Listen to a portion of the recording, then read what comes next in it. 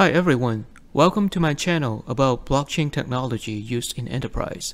My name is Herman Chen. In the last few videos, we discussed what tokens are on blockchain and introduce briefly about carbon accounting.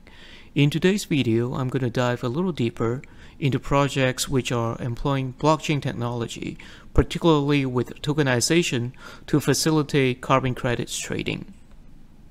In this video, I'm going to discuss these items. First, continuing the same topic from my previous videos, I'll briefly summarize today's carbon credit market limitations. Next, I'll talk about one of the first projects on putting carbon credits on chain, and it's called Toucan Protocol. After Toucan, I discuss another project called Flow Carbon, and at last, I want to wrap this up with a few takeaways from the most recent ETH Denver Climate Summit and discuss a concept called DMRV.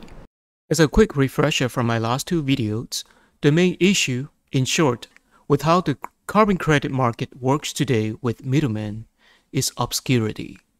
And I want to call out the market I'm talking about here is the voluntary market, not the compliance market, which was developed as a result of the Kyoto Protocol in 1997.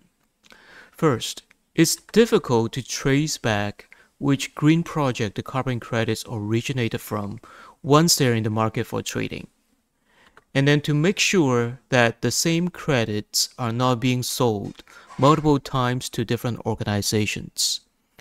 By the same token, credits once used cannot be recycled back into the market.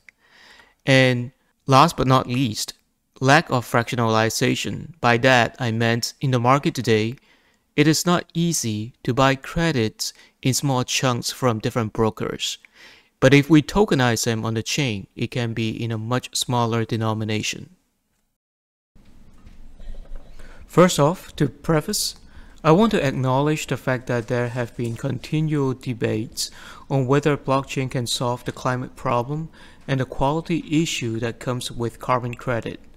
A well-known research project within the industry called Berkeley Carbon Trading Project points out that offsetting is not exactly a credible climate solution, and it has gathered evidence from its research to show that certain credits that are traded are not representative for real-world reductions.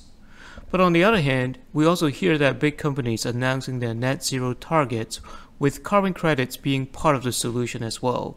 Not too long ago, JP Morgan Chase committed to investing $200 million for removal for about 800,000 metric tons of carbon. Perhaps, using carbon credits is not yet the best way to solve the climate issue, and there might be some better mechanisms in the future. At the moment, using carbon credits to quantify and offset impact seems to be a widely accepted form. In my opinion, using blockchain tokens could be viewed as an improvement to carbon credits transparency, but it can, at least for now, make all the inherent issues with carbon credits go away.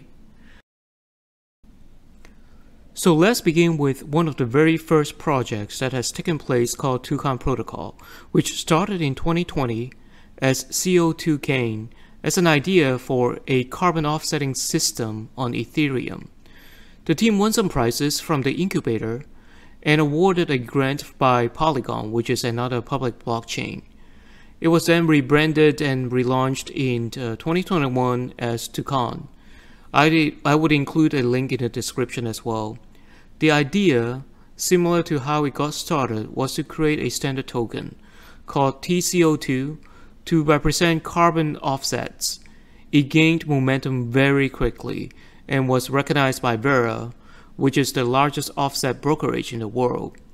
According to an analysis from Bloomberg back in 2021, Toucan, as a crypto trading platform, had snapped up carbon offsets worth 17 million tons of carbon dioxide in just a few months, which is close to a quarter of all the credits in the world's largest registry. There was intense interest in this project. It has really picked up steam. This movement has undoubtedly caught the attention of the industry watchdogs such as Carbon Plan, and it was then revealed that those credits on the chain were of poor quality. A portion of these credits should have been barred from global offsetting since they're tied to zombie projects, for which the buyers in the market should have avoided because of the quality concerns. So the backlash was quick, and the carbon registry decided to stop turning credits into tokens. The questions one may ask is, given the poor quality of those carbon credits, why were they eligible for trading in the marketplace to begin with? Facing intense criticism from different organizations, Toucan's response was quick.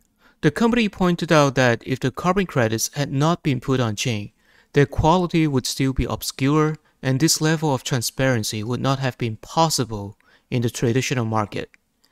That being the case, Toucan revamped its model and introduced a new token called NCT, Nature Carbon Ton, with tighter restrictions on what kinds of offset projects could be included. This token runs on Polygon, which uses an energy-efficient proof-of-stake consensus mechanism. Of course, the market wouldn't just have one token for carbon offsetting. Here comes Flowcarbon. In 2022, a new company backed by Adam Neumann, who was the founder of WeWork.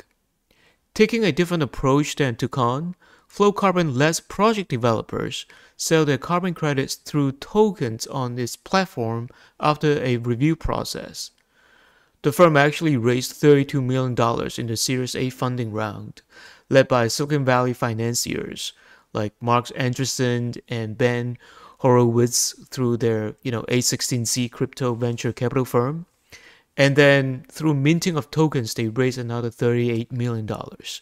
As we can see, although the Toucan protocol didn't go too well, there was still a high level of interest in the market to improve the carbon credit market via blockchain technology.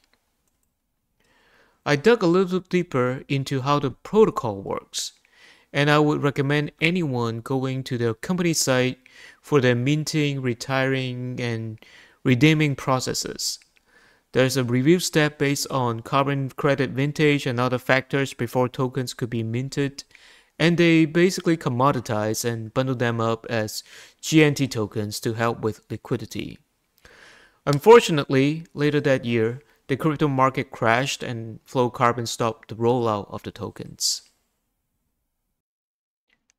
At the ETH Denver Climate Summit, there was a panel discussion about carbon financing, which in this case means capital going into funding projects, creating and buying carbon credits. The industry experts all pointed out that the data being very necessary in those financial decisions. As it stands right now, the price range for carbon is very wide, and the industry needs to work towards a more precise accounting for carbon to have a more efficient market in order to achieve a lower price. A lower price means a higher chance of more funding going into green projects, thus creating a better chance of addressing our climate issue. I want to thank everyone for watching, and please share and like this video so maybe more people could become climate conscious and aware of the efforts underway to help our environment. See you in the next one.